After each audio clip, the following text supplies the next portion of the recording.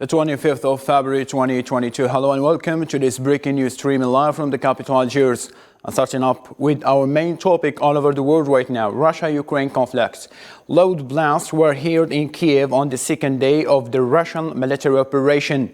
Ukrainian forces downed an enemy aircraft over Kiev, which then crashed into a residential building and set it on fire. An advisor to the Interior Minister says the EU will freeze Russian assets in the bloc and stop its banks' access to European financial markets.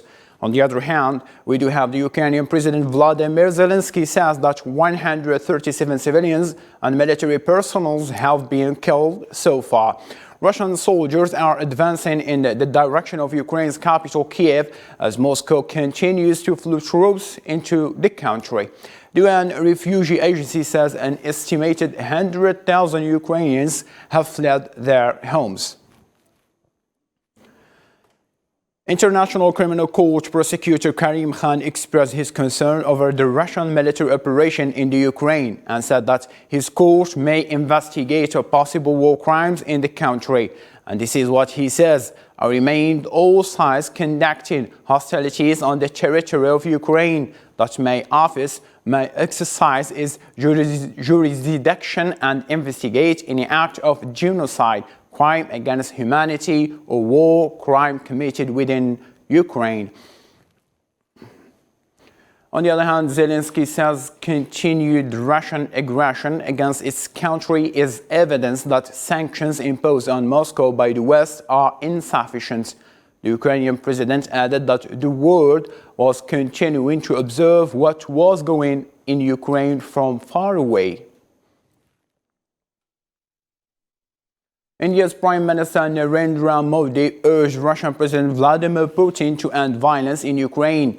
In a phone call, Modi restated his long-standing conviction that the differences between Russia and the NATO group can only be resolved through honest and sincere dialogue.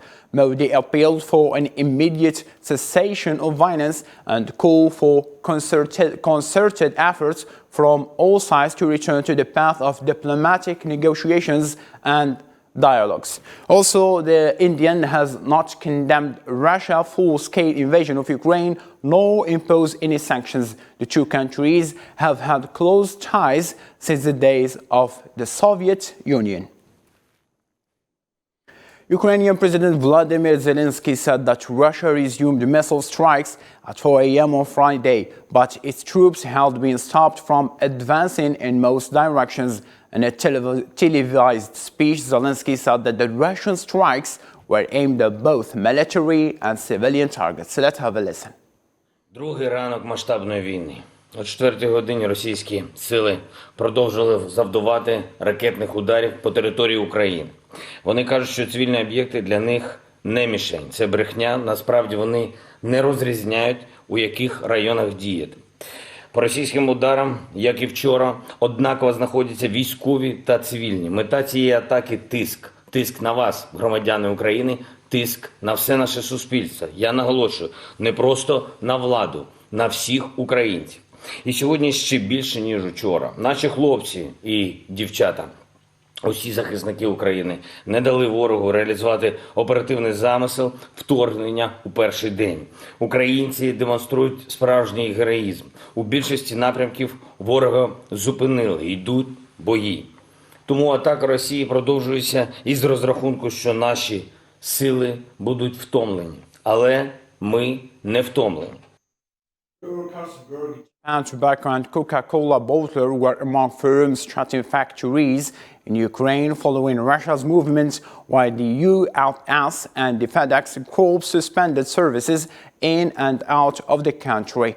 Many companies with exposure to Russia are waiting for more clarity on Western sanctions and assessing the impact of those already has been announced. Denmark's Carlsberg, which has a 31% share of Ukraine's beer market, suspended production at all three of its breweries in the country, while Coca-Cola HBC said it had triggered contingency plans, which include shutting its bottling plants. Japan, on the other hand, tobacco shut a cigarettes plant in Kremenchuk, central Ukraine.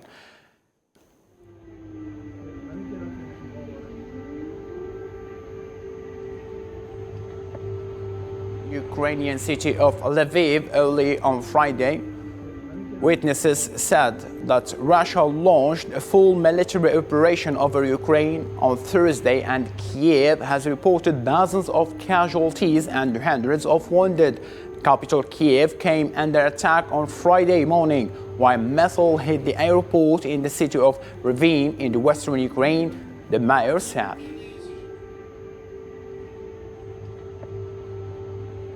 To this end, thank you so much for being with us. See you at our official news.